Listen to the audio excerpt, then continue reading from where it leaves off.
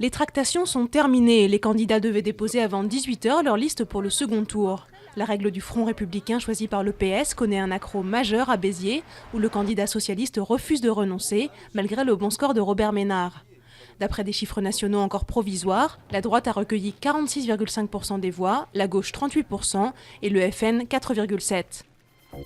Facebook, Twitter et Google+, assignés en justice par l'UFC Que Choisir.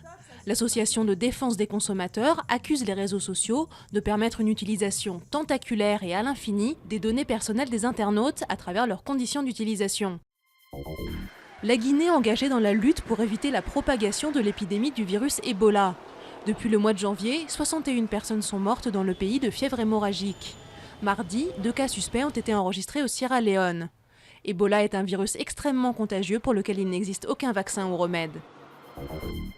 Les experts du GIEC au chevet du climat de la planète. Ils sont réunis au Japon pour préparer un nouveau rapport qui s'annonce très alarmiste. La baisse des ressources en eau potable et de la production de céréales pourrait conduire à une multiplication des conflits.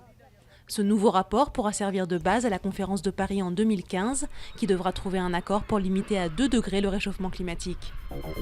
Le prix Pritzker, véritable prix Nobel de l'architecture, décerné à Shigeru Ban.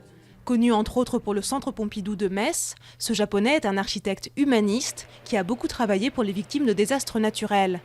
Spécialiste des abris recyclables à faible coût, il est intervenu après les tremblements de terre et tsunamis de la Chine à la Turquie et aux Philippines.